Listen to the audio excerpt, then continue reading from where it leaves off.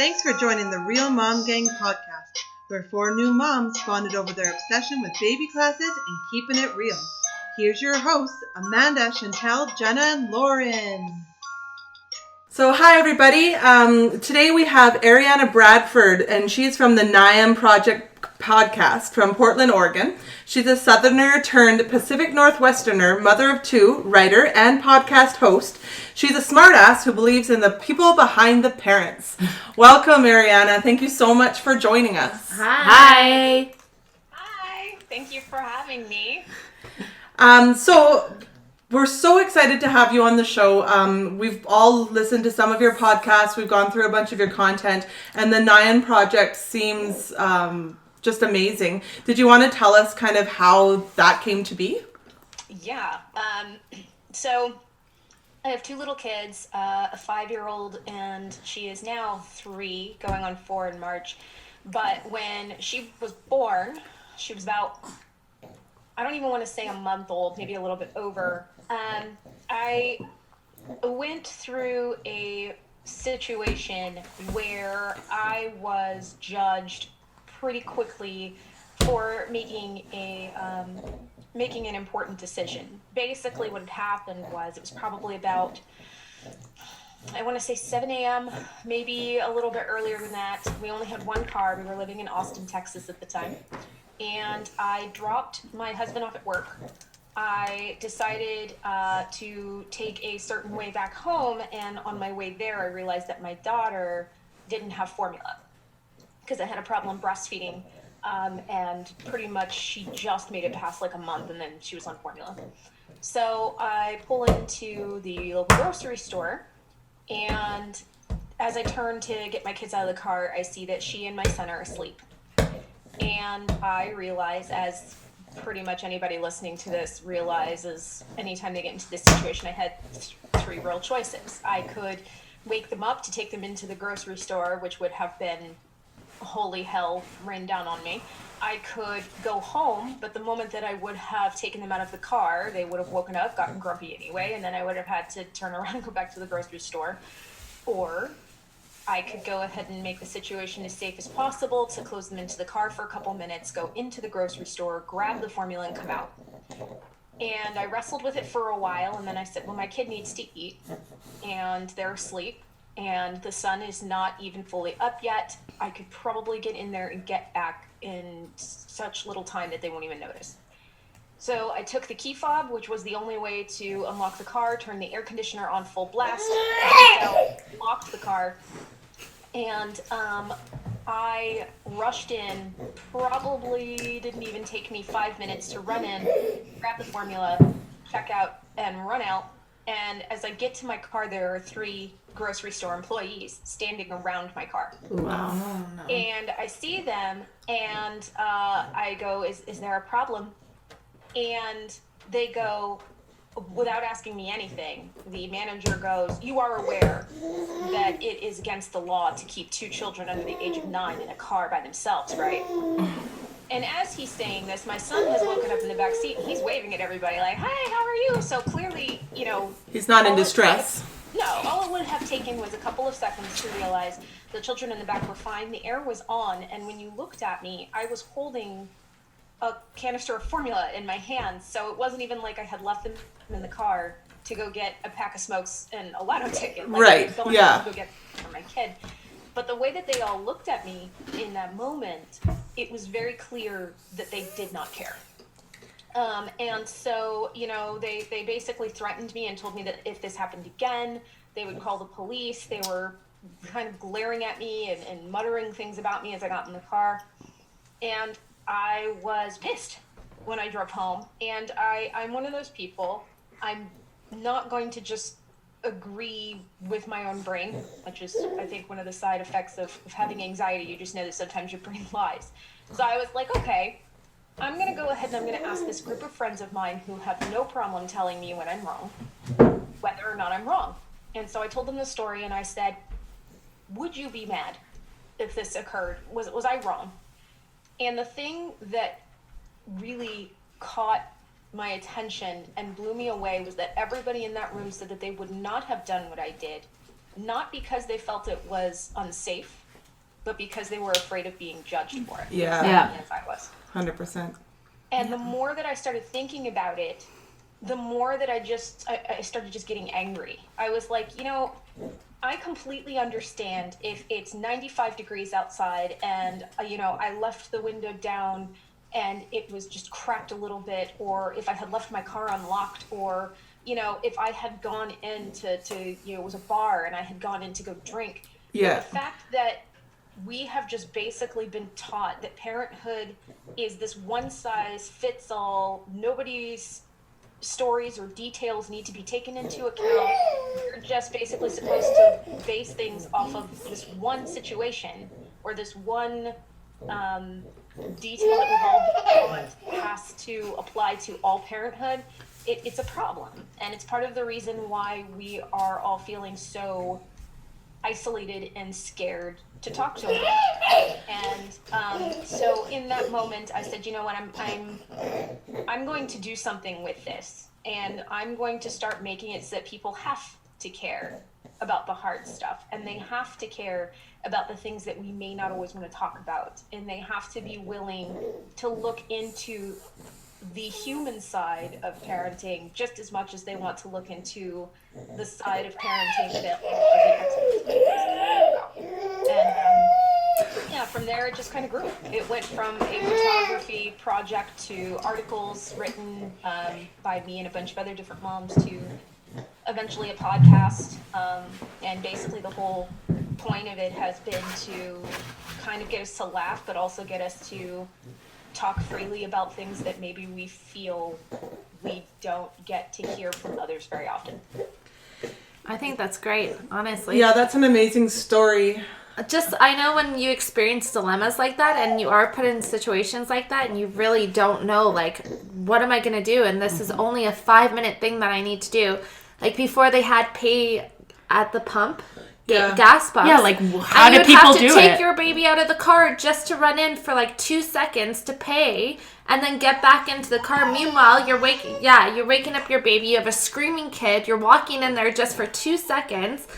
I'm just like, how did they used to do this before? Like, I have no idea how other moms used to, like, get out of the car every single time to do, like, the simplest little things. Mm-hmm. And I think how hard it is for us with one baby. I can't imagine if you had two.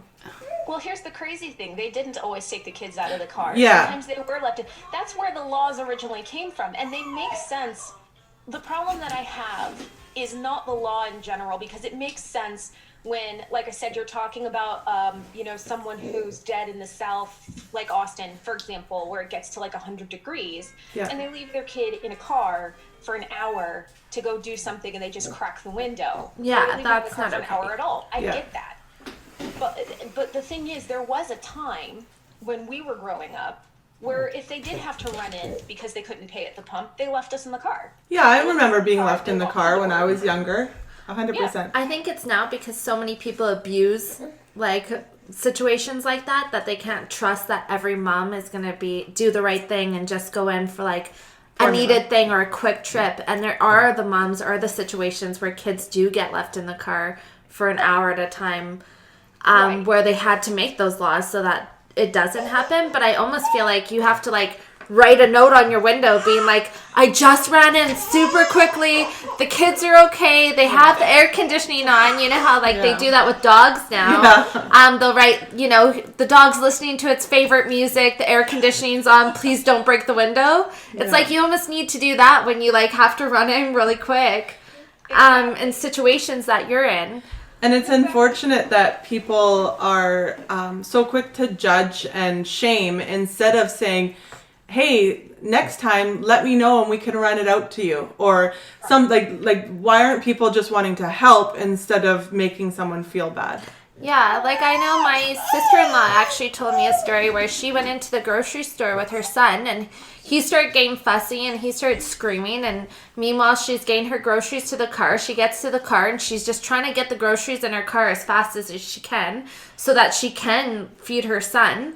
And some woman stopped by and instead of helping her out, she said, your son needs to be fed. And she's like, yeah, thanks. Like, that's helpful?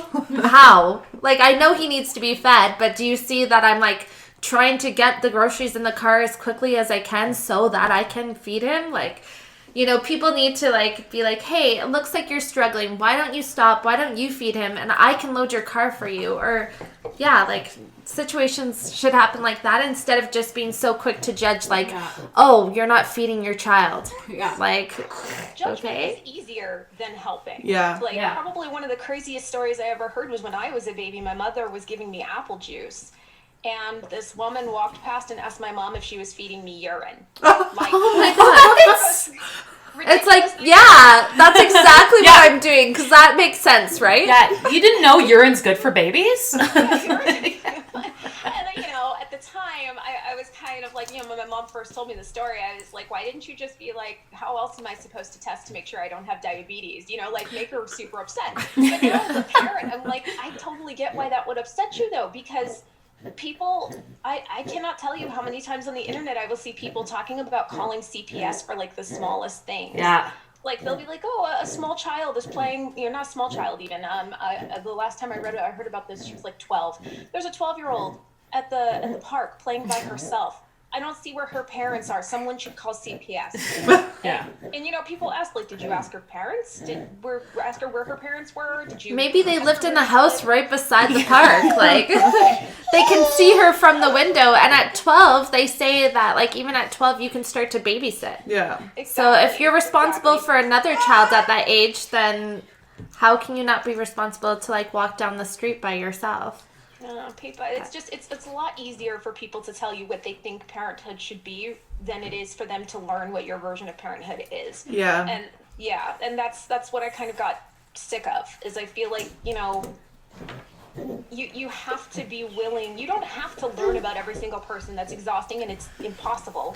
But you have to be willing to admit that you don't know everything about everyone. Yeah. And therefore you have to be willing to say, okay, well, I don't know everything. So if I don't know everything, I won't speak on it. And there's a surprising number of people, especially when it comes to kids, who don't know that distinction.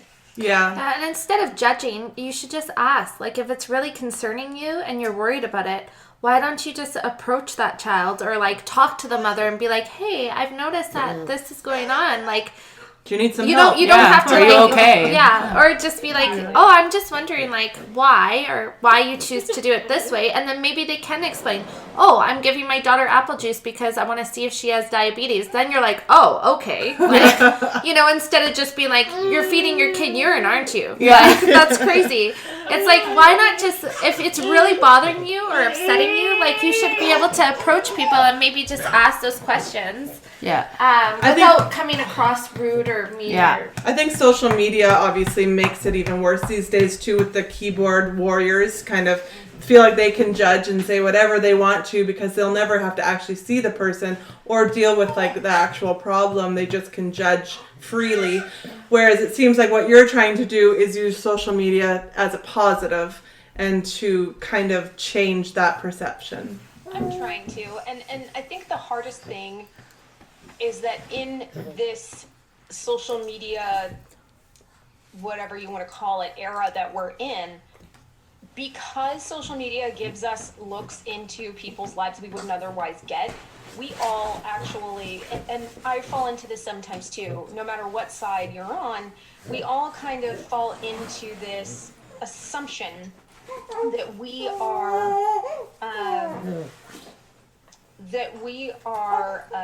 supposed to get all of the details from people all the time, that we're entitled to that. Yeah. So we automatically start getting upset, first off, when someone's not real enough, which, like, that what does that definition mean? You know, like, real means different things to different people, and maybe I don't want to talk about my stretch marks or whatever. I don't have a problem with it, but I'm just saying, an example, if I don't want to talk about it, I shouldn't have to be considered real. There's a different kind of real for everyone. Yeah. So there's that, and then there's also the fact that we have gotten so used to taking everything at face value that we also just assume that everything that we see is the full story.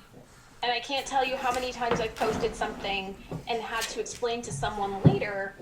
Like a great example was, I had posted something recently about how when I was growing up, my mother used to tell me, when I would come home from school crying, I would say, this person called me ugly or stupid. My mother would go, well, are you? Right. And that was her way of kind of challenging me to think outside of what other people thought, instead of waiting for someone else to tell me that wasn't true. Yeah. And I was always thankful for that. And I was always, really proud of that. And I wanted to try that with my own children. And so I posted it, and it did really well. But there were people who said, well, what if you said, yes, I am ugly, or yes, I'm stupid? And I was like, well, there would be a follow-up conversation. Like why do you feel that way? Yeah. And when you have that conversation, you get to those deep-rooted problems, and like your kids are able to express maybe something that's going on in their lives that you weren't aware about, and that you can like try to change or fix. To do that. And the problem is, a lot of people, because we've gotten so used to social media supposedly being the whole story, we've kind of lost our reading comprehension skills in a lot of ways. Mm-hmm. And so we kind of just figure, we're reading this thing that says this one thing, so this must be the whole story. Yeah, and it must be true. Yeah, well, I've had people literally tell me on my page, when I have said to them, you don't know the whole story, they have said, I know all I need to know. Oh. They read a square that had 5 words in it. Yeah. And they said, I know all I need to know. Right. About whoever they were reading about. And, so I'm trying to change that, but it's a slow road because of the struggle that we have built already in the background, mm-hmm. From social media existing in the first place. And you talk a lot about unrealistic expectations that mothers put on, ourselves. As a mother of 2, a few years in now, what do you think the craziest expectation that you've put on yourself is? That's a really good question. The biggest expectation that I've had for myself that I would say is not realistic. I still feel extremely guilty every time I hit a wall. Emotionally, and I have to keep reminding myself, I'm very open about my mental health struggles, and I constantly have to talk about it in counseling about how I need to be more compassionate with myself. And I think that it's very common amongst a lot of the moms that I work with or that have written for me, that we all still kind of buy into the myth that a mom is supposed to be happy and smiling and thrilled to be a mom all the time. Yeah. Mm-hmm. And anytime that we break down, anytime that we snap, anytime we get pissed off, it's like, oh, I'm not doing my job correctly. I'm not allowed to have those feelings. Yeah. We were talking kind of about that earlier too, like the expectation of you have to do everything, and if you can't do it, it means that you're failing, or if you ask for help, it means that you're failing. And it's like we just really all need to give each other a little bit more grace. We don't though, because it's I don't even really know where it started. I always say the 1950s house mom, but I don't even know if it goes back further than that. Frankly, we've just kind of we've never really let go of the attitude that being happy about something means that we have to love everything about it. And that's not true. Yeah. I love my kids to death, but they're pains in my ass. Yeah. I can feel both things. Yeah. That's fair. And you're going to have your good days and your bad days. Light of my life, but please get out of my face. Yeah. And I think it's fair to feel that way. Like, I love my daughter to death, but there's some days where I'm like, someone needs to take her. Like, I can't wait until my husband gets home and walks through that door and I can be like, okay, your turn. I'm done. And not because, like, I'm not, like, I love being her mom and I love being with her and I spend my whole day with her. But there's just those breaking points where, like, you're just like, okay, someone else needs to take her for just like an hour even. Like, I just need a little break. If they're not sleeping and in the middle of the night you have that moment where you're just so mad that you have to get up out of bed again and you almost like get mad at yourself for having that feeling. But it's like, of course you're going to have that feeling and you're allowed to have that feeling. It doesn't mean that you're mad at them. And a normal person would feel that way. Exactly. And that's one of the things that I struggle with myself, and I also struggle with telling other people, is like, we act like because toddlers are tiny versions of ourselves that their attitudes and their actions are less annoying, and they're not. Like, if we had a grown person living in our house who threw a tantrum every time we had to go someplace, or started smacking you in the face and pulling your hair on the table, and you're like, I don't like this, and knock it off the table. If that was like a 30-something-year-old person, that would be annoying as hell. Yeah. You'd probably be trying to evict that person as hard as you could. Just because they're your child, it doesn't suddenly make it less irritating when you're like, I've literally spent all like the last 2 hours making this dinner and you just threw it on the floor. Right. You're allowed to be angry. You're allowed to be tired of being a parent sometimes. And that doesn't mean that you don't want to be one anymore. Especially when it's hard because I say this and I believe it with all of my heart, but in the moment it's really hard not to fall into it. It's really hard not to be like, wow, I'm a monster. Because I told my son, who's been asking me questions back to back to back for the last hour, that I need silence. You know, it's a struggle because you know rationally, right? But in your heart, you've been told that moms don't get tired of their kids. They want them with them, on them all the time. Like, I've seen that too when couples go on vacation without their children, and people are like, oh my god, like, you're not going to take your kid on your vacation? And you're like, well, it's called a vacation for a reason. Sometimes, and it doesn't make you a bad mom for just or that you don't love them. Vacation just for a little bit, or that you don't love them. Of course, you want them to be a part of those fun and exciting experiences, but sometimes you need a little break too. And I know a lot of people are quick to judge, especially when your child is younger or littler, and like you have a newborn baby and they're like, you can leave your baby for like a night or 2 nights when they're brand new, but sometimes you need that for your sanity and for your marriage too. It's not only just about the baby. It's about your marriage. It's about your husband. It's about you yourself as an individual. You need that time by yourself to go do your nails or go get a massage or whatever. Go on vacation. It's important. People tend to act like when you have a kid that it's like life changes, but it doesn't change the fact that you are a whole human being. Exactly. That's kind of where this whole thing comes from, is the concept of like, people really do try to push this idea of, well, now everything has to be about your kid, and it's like that's not true. Like, yes, now there is this whole microcosm that surrounds my child, and now it's very much about feeding them, and there are choices that I have to make that will sacrifice things for me, but that doesn't mean that suddenly everything I have to do is a sacrifice. Like you said, I use the word trip when I'm going with my kids. I don't use the word vacation because it's not a vacation. Vacationing with small children. And there's nothing wrong with saying I want a trip as an adult, as a human being without children. It doesn't mean that I want my children to go away. It means that I want to go someplace where I don't have to worry about being next to a toilet every 5 minutes in case my kid has to pee, or being woken up at 5:30 in the morning. Or going to bed at 7 o'clock. Yeah. Or napping. So, yeah, that's all of that to say that's probably the biggest thing that I struggle with is not falling into that anger or disappointment or irritation means that I'm a bad mom.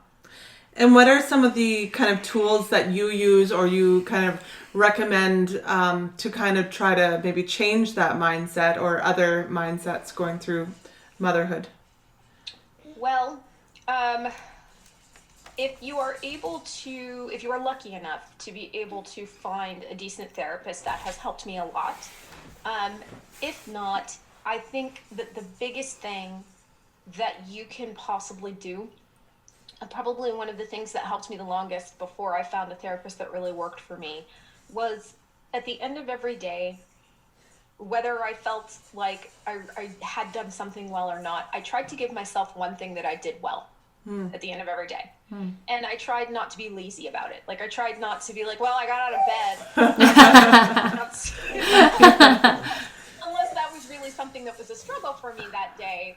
Other than that, I tried to be compassionate with myself and realize, you know what, well, yeah, I may have yelled at my daughter, but, I apologized afterwards. Or sometimes it would be literally that maybe I had screwed up with my kids all day long, but sharing a story of it with someone else made them feel better. And you start to realize after a while that you do way more things well as a parent than you give yourself credit for, because we're so trained. I actually looked at a study about this once. It's actually an instinct left over from when we used to live in caves and had to, duck. I don't know if saber-toothed tigers actually existed. Not really a history buff, whatever it was we used to from. It was actually a lot more evolutionarily efficient for us to be more concerned about the negative, because we had to be able to protect ourselves at a moment's notice. So it actually wasn't very helpful for us to only be focusing on happy, smiley things. We had to actually be more focused on, things that were going wrong.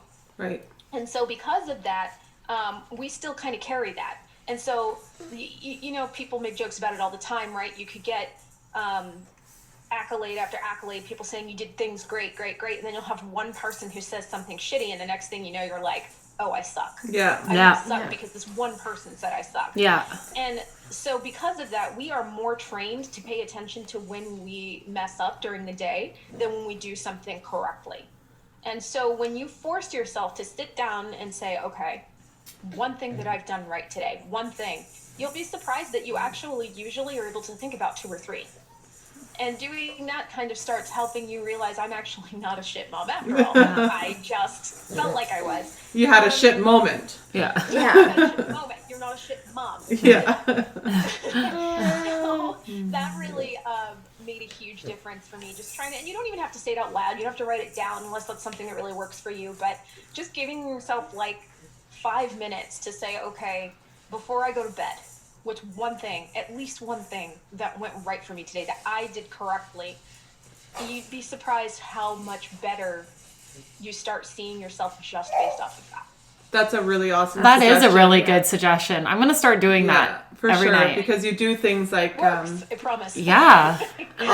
Austin not just to bumped his focus on head one not too long ago. He was on the carpet and I was setting up the computer and he rolled himself towards the coffee table and he I'm just not used to him moving so fast because it's a new thing, and he hit the corner of his head and he's got this mark on the side, and I just haven't stopped thinking about it, but it's like he's fine, and like that was partly my fault too, because I put him down because I was holding him for a bit and I had to get lunch ready, so I put him down, not realizing that he would roll that fast either. Yeah. So but yeah, I had a shit mom moment on somebody else's kid. I'm sure he'll have a million more bumps to go, or one time he fell asleep in his car seat, and I when we were out at a park, because I had him out and then I put him back in his car seat in the stroller, and he was sleeping and whatever, and then I put him in the car and I drove to a store, and then I realized that I didn't buckle him up. Oh, I've done that like 3 times. Oh, I did that once. Yeah, but you those are things that you're just like, first of all, you're like, oh my god, if someone would have known that, they would have been like, I surrounding can't my believe you car. did that. Yeah. But it was just like such a failed moment. But if you dwell on things like that and not all the good stuff, then you'll spiral quite quickly. Like you said, Crazy. I mean, I have a horrible thing that still comes back to me once in a while, where my daughter, she wasn't quite, I guess she was kind of a newborn. She was probably there's a lot of stuff that went on shortly after she was born. But we had gone out to eat, and I took her out, and, she's still this tiny little thing. And I was holding the food from the restaurant, and we're walking into the front door of our house, and a moth lands on my arm. And so my initial response was to jump. Everything fell out of my arms, including my daughter. And I had big time ninja instincts and just reached out and caught her by the ankle. Oh. Thankfully, she didn't fall, but we didn't even have plants or anything next to our walkway. It was all rocks. Oh my god. So to this day, I still think about that sometimes, and I'm like, oh my god, what if I hadn't have caught her? Right. What if I hadn't have? What if I hadn't have? And it always just turns into, well, I did. Yeah, you did. Yeah. So Yeah. let's just try not to dwell on that mistake, because everybody makes mistakes. Sometimes they don't end well. I was lucky enough that this one did. Yeah. So, and from then on, like, I never unloaded her with anything else in my arms again, and I learned my lesson. But I think there are more stories that moms have of moments where they're like, my kid could have died, than we like to admit. Yeah. We don't want to admit that, we had that shit mom moment. We don't want to be like, yeah, my kid's lucky they're alive. It's so funny because, like, if something happens to one of us and we'll say, oh my God, do you know what happened? Like, for instance, the whole story that Jenna just told about the car buckle, and like, she told me and I was like, oh yeah, that's happened to me too. Like, you don't realize how many shit mom moments have happened to other moms. And they Until can you all start relate. talking And they can all, yeah. Like, oh Yeah. my God, my daughter rolled off the couch. I can't believe it. And then you talk to someone like, I'm I like, brought that's my happened kid twice to Preston now. to emergency, and the nurse was like, I had my kid on a bouncer on a table, and she bounced herself off the table and fell off the table. And I was like, as soon as she told me that, I was like, okay, I kind of feel a little less shitty, because it happens, and it happens to other moms too, and it's not just you. Yeah. I mean, you should definitely be careful, and and watch your child. But I think once they start becoming mobile, it's inevitable that something's going to happen. They're going to end up falling. They're going to end up banging their head. It's just going to happen. You can't have your eyes on them 24/7. Yeah, they're mobile, they're moving, they're human beings. To suggest that you would be able to watch them 24 hours a day, 7 days a week with absolutely no mistakes is inhuman. And we're human beings watching other humans. We're going to screw up. Yeah. We're going to screw up. And it's kind of a terrifying concept when you first take it in, and then after you get comfortable with it, you're like, okay, I'm going to make mistakes. It's going to happen. And, that's kind of... It's also ignoring the fact that moms have boundaries too. I feel like expecting that we're going to just always have like one eye on our kid, that's unrealistic. Yeah. You just can't. You have too many other things that you have to do, and yes, you're going to be watching them to the best of your ability, but saying something like, well, I should have been watching them. I mean, yeah, but I'm sure you'd been watching them all day. You can't blame yourself. And you have to be watching supper, and you got to be watching this and watching that. I mean, trying to get other things done. You can't, yeah. you can't like focus on 9,000 things. Right.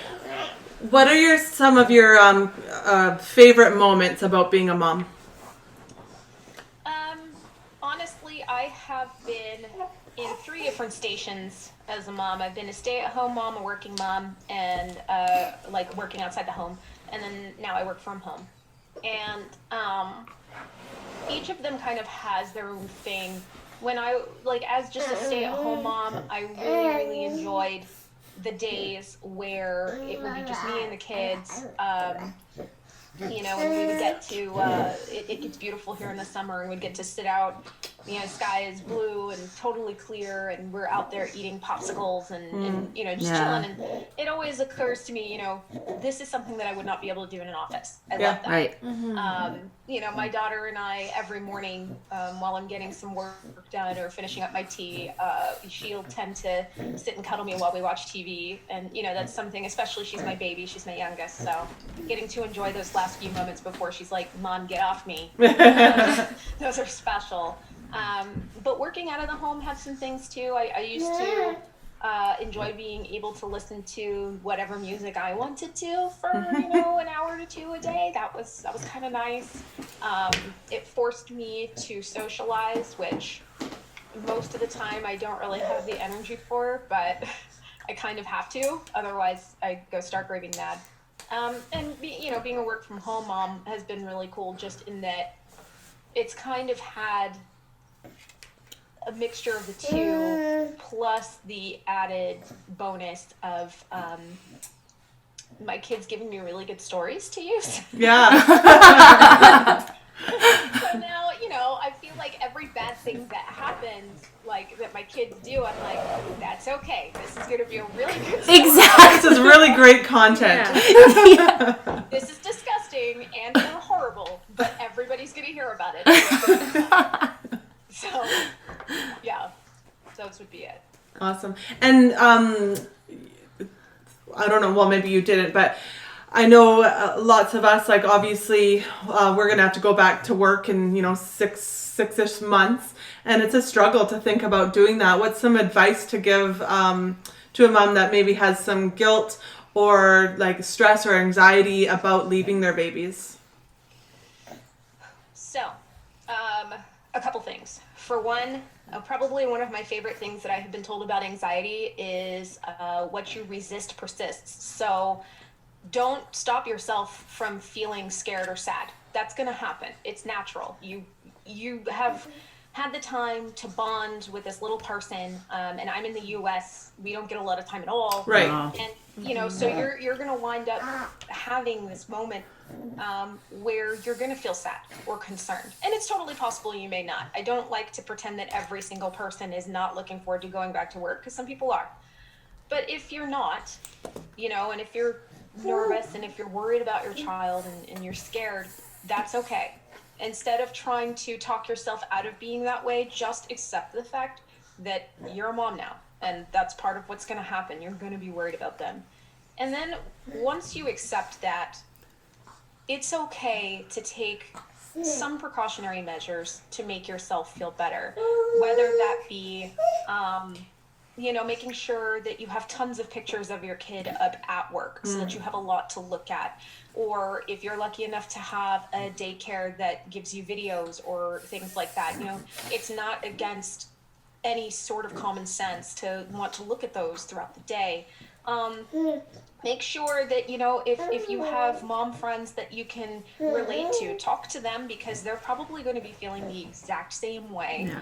And, finally, at the very end of every bad thing, no matter what bad thing it is, focusing on the moment after is always going to help. So instead of focusing on being away from them all day, or what they might be doing all day, or what you're going to be doing all day and how hard that might be, focus instead on how excited you're going to be to see them. And I can promise you, I was the exact same way. Eventually you're going to come to a point where it's not even going to affect you anymore. Right. You're just going to kind of get to a point where you're like, well, this is how life is. Yeah. I have to drop my kid off. I have to go to school. That's natural. And you'll have little moments in between where you get upset if you miss something or whatever. But you actually also kind of get to find the positive in being able to have some time to yourself. Yeah. And to have some time where you're focusing just on something that's important to you, even if that is just work.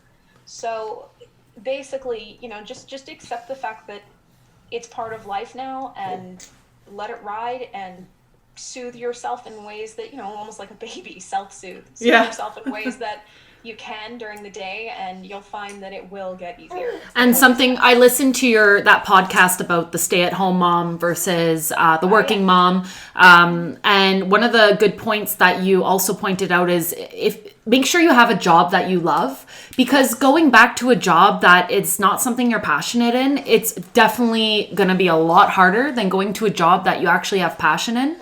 Or or a job that stresses you out completely, and then you go home and you're already in that bad mood. Chances are you're going to be in a bad mood with your kids, and then every little thing that they do is going to irk you, right? Yeah. Right. Right. And it'll take your time with your kids. So, if you can make sure that you love your job, make sure that it's something that you don't mind taking time away from your family to do. Right. 9 hours a day. And that definitely does help a lot. Yeah, for sure. Well, I want to really thank you for coming on our show. Like, I know we're just, well, we are supposed to be 4 moms. I forgot to mention at the beginning, Lauren didn't make it today because her baby's sick. Oh, no worries. It's just kind of a small podcast up here in Calgary, Alberta, Canada. So we really this is probably the most serious subject and serious podcast we've had, but it's probably the most important one. Right. And I've really enjoyed Totally. talking to you. We needed this. We need this. This is the whole point, right? Is talking about different things that have to do with being a mom or a new mom or a parent or a woman, so I think it'll be very valuable for our listeners. It was very valuable for us. Yeah, it was. yeah, we just really, really appreciate it. For our listeners, if you want to learn more about the NIAM project and about what Ariana's doing, you can follow her on Instagram and Facebook at the NIAM project, and you can listen to all of her awesome podcasts on pretty much any platform. She's on Apple Podcasts, Spotify, Google, everywhere. Is there anything else you wanted to add before we go? No, thank you very much for having me, and you guys are fantastic. Thank you so much. We'd love to have you on again, by the way. Yeah, we can talk forever. Love to come back. Yeah. Whenever. Awesome. Awesome. Okay. Thank you. Thanks. Thank you. No problem.